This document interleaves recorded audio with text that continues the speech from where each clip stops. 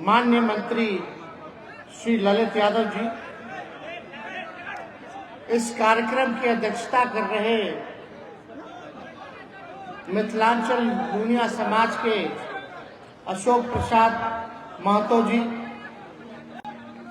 राष्ट्रीय जनता दल के दरभंगा जिला के अध्यक्ष उदय शंकर जी,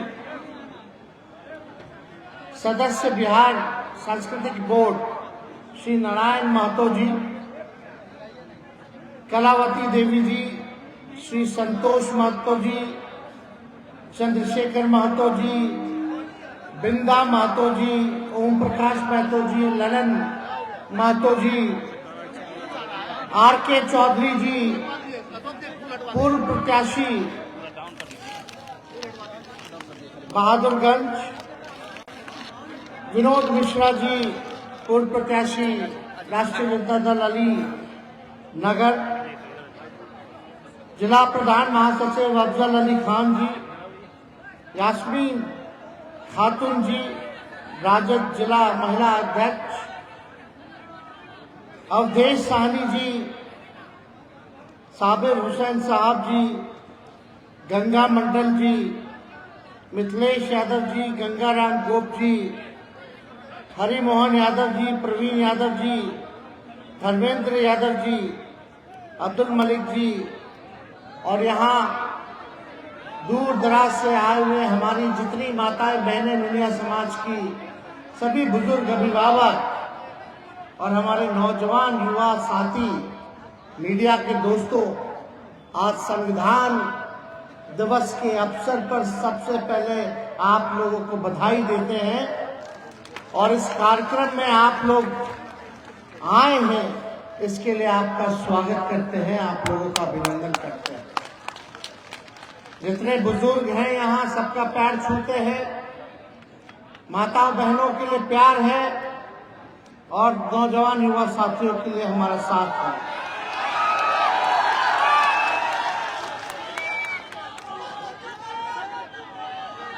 ये पहला कार्यक्रम है कि नुनिया समाज के लोग जो है खुले मैदान में कार्यक्रम कर रहे हैं और बड़े दिनों से अशोक जी का प्रयास रहा कि इस कार्यक्रम में हम आए और देखिए कितना अच्छा दिन है, संविधान दिवस के अवसर पर यहाँ हमको अवसर मिला आप लोगों के बीच आकर के आप लोगों का आशीर्वाद लेने का।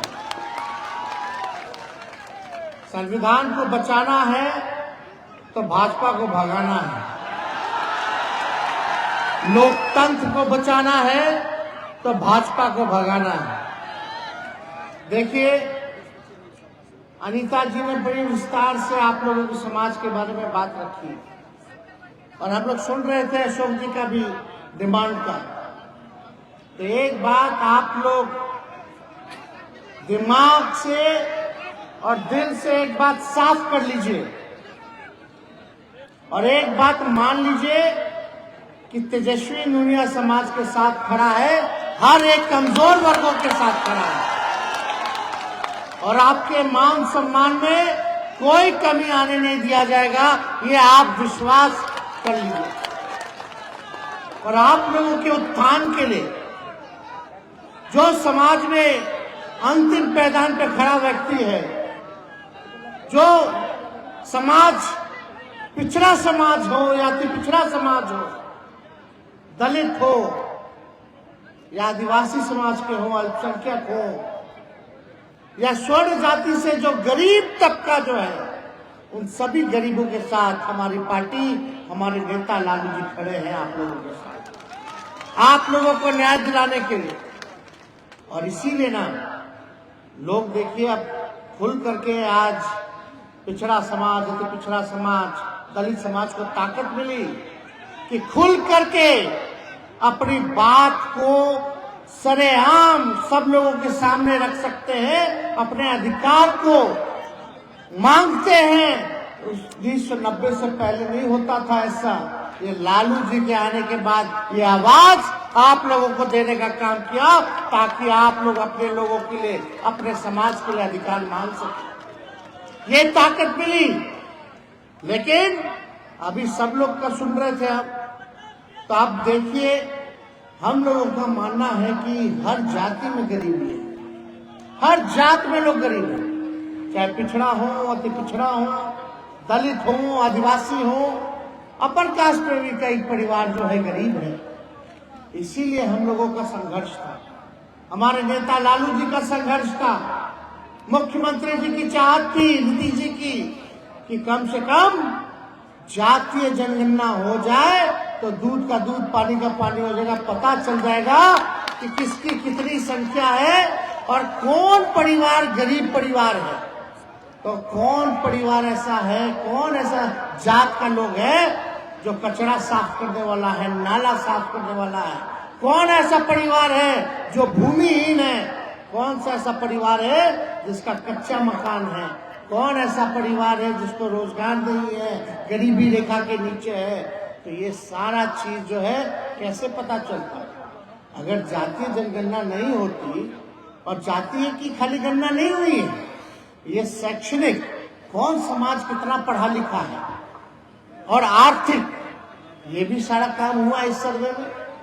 तो हम लोग तो शुरू से चाहते थे कि भाई पूरे देश में हो जाता तो पता चल जाता कि कितने लोग कितना गरीब है, कौन क्या कर रहा है, क्या नहीं कर रहा है। लेकिन प्रधानमंत्री भाजपा वाले लोग नहीं चाहता था कि ये काम हो। प्रधानमंत्री जी नहीं चाहते थे ये काम हो।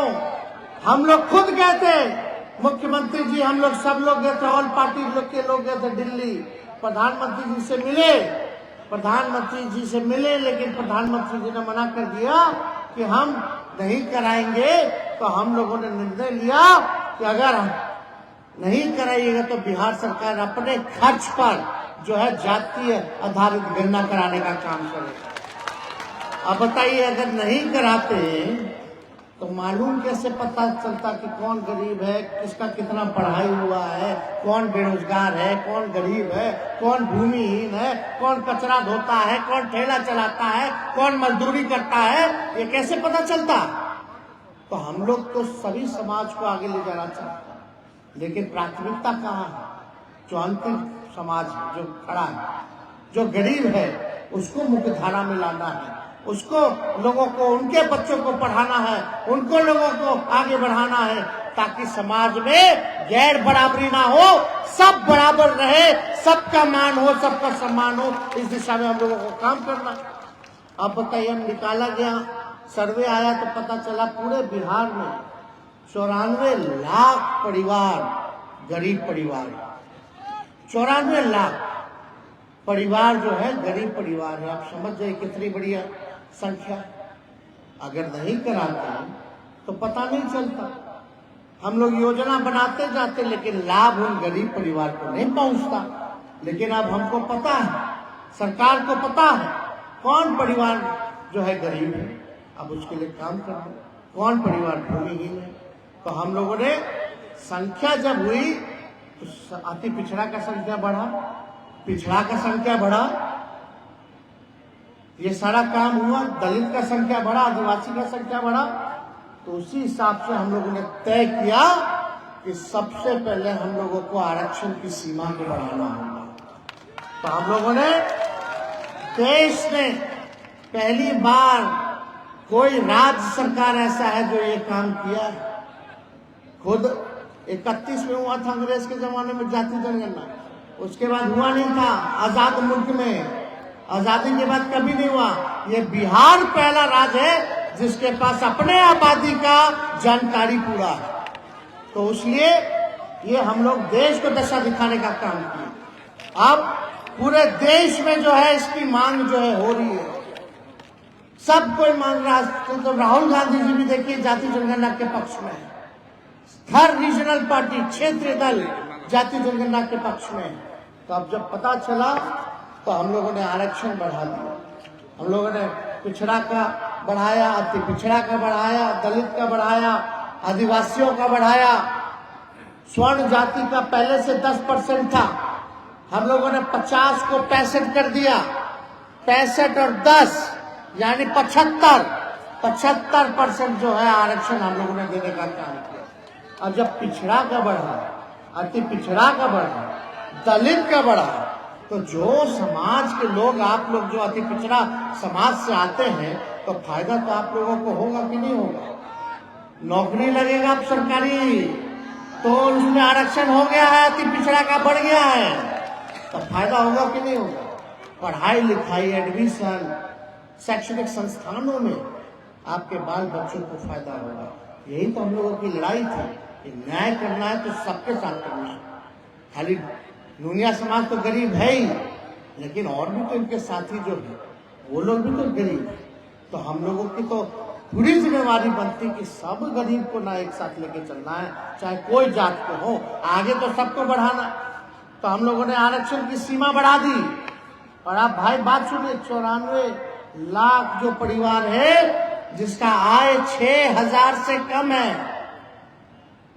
जो गरीबी रेखा के अंतर हम लोगों ने माना है, उस परिवार में ना नौकरी है ना रोजगार है। तो अब हम लोग क्या करेंगे? आंकड़ा तो आ गया, अब करेंगे क्या? पहला काम हम लोगों ने आरक्षण को बढ़ाया। दूसरा काम, क्योंकि ये सरकार सामाजिक न्याय के साथ आर्थिक न्याय देने वाली सरकार है, इसलिए हम लोगों ने ये फैसला किया है, माननीय मुख्यमंत्री जी और हम सब लोगों ने, महागठबंधन की सरकार ने लालू जी के आशीर्वाद से, कि जो परिवार गरीबी रेखा के अंतर्गत आता है, जिसको रोजगार नौकरी नहीं है, उसको 2 लाख रुपया देने का काम करेंगे।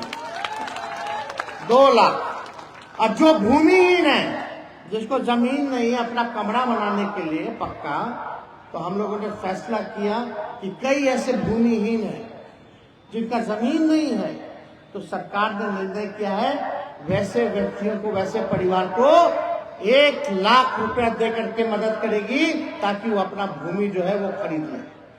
अभी तो 1 लाख तय है, जरूरत पड़ेगा तो और भी बढ़ा दिया जाएगा, उसकी चिंता नहीं करनी है।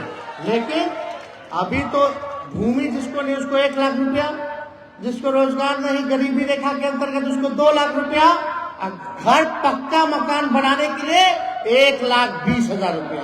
तो समझिए, तो ये मदद हम लोग करेंगे पहले सब योजना को। लेकिन इसके लिए भैया आप लोगों को जागरूक रहना जरूरी है। एगो बड़का झूठा पार्टी घूम रहा है, वो खाली झूठे बोलेगा, झूठ से वो लोग जो है ना, झूठ बोलने के फैक्ट्री है, झूठ बोलने के मैन्युफैक्चरर हैं, झूठ बोलने के होलसेलर और झूठ बोलने के डिस्ट्रीब्यूटर भी। तो ऐसे प्रचार लोग करता है व्हाट्सएप पे, इधर उधर।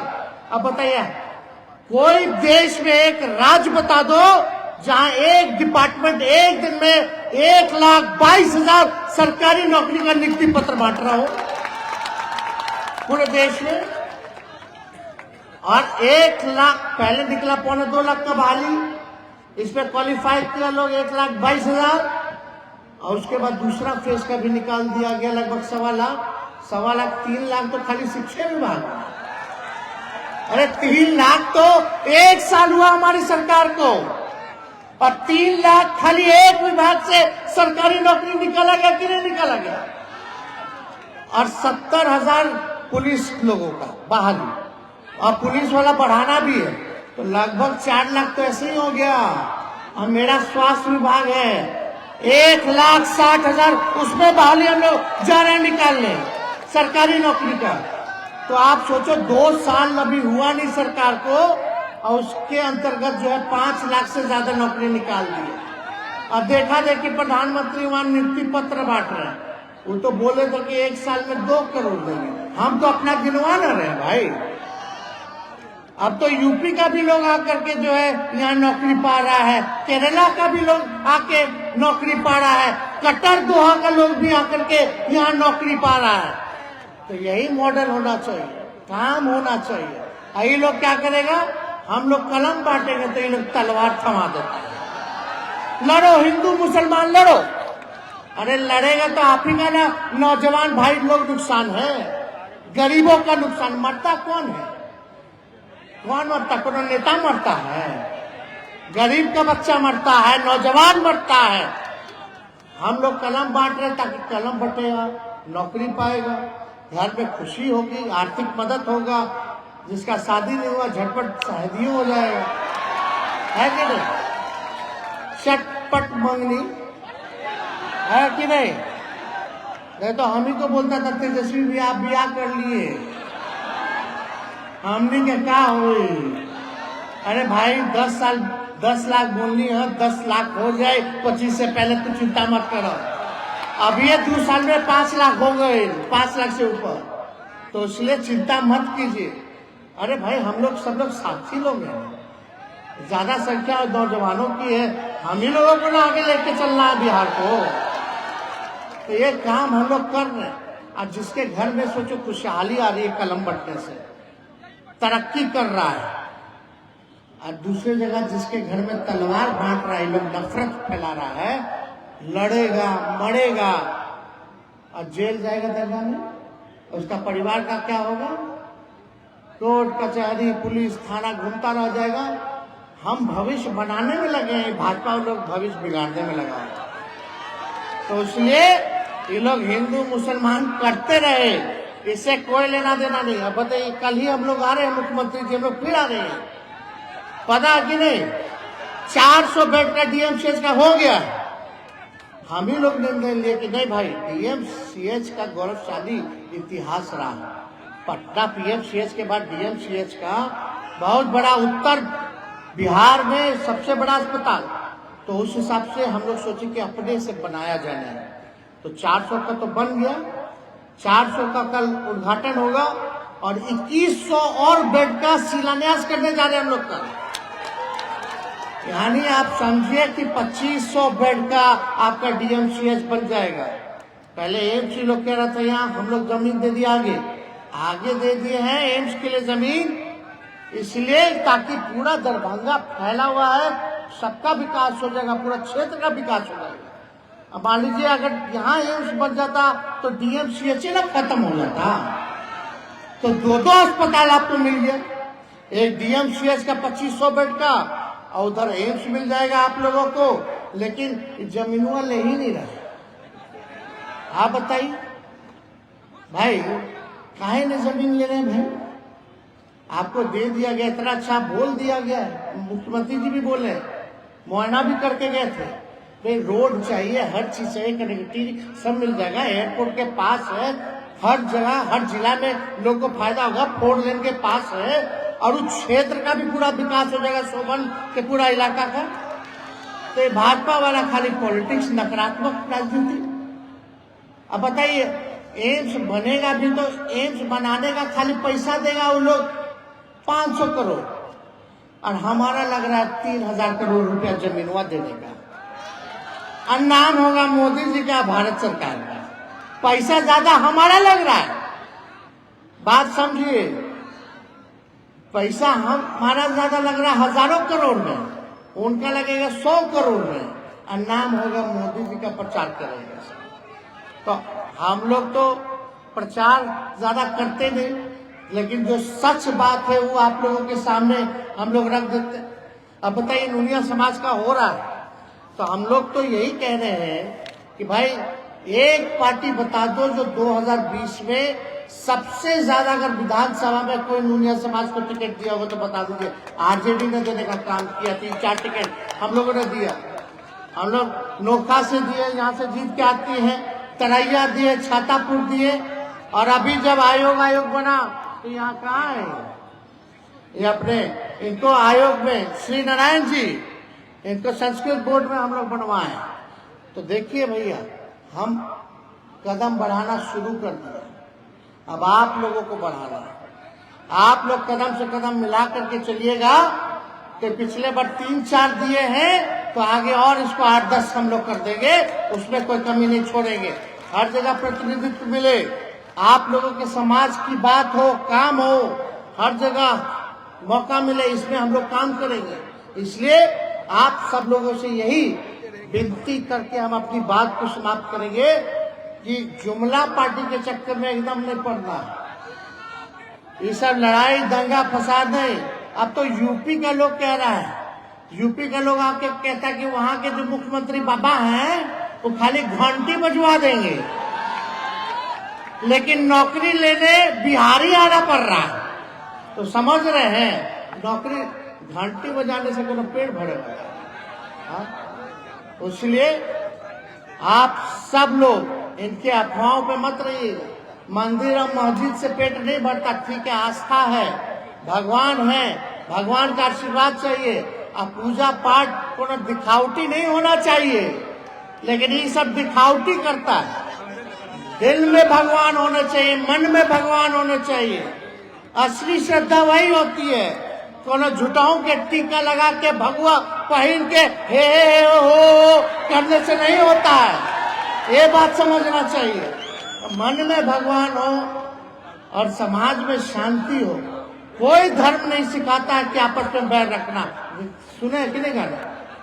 कोई भगवान बताएगा कि उसको मार दो, उसको मार दो, कोई नहीं। भगवान तो अहिंसा बोलते हैं कि सबसे प्यार से रहो, सबको मान सम्मान दो, गरीब का मदद करो, यही ना बात है भाई। तो इन लोग चक्कर में है राजनीति के, वोट के, उस चक्कर में मत पड़िएगा।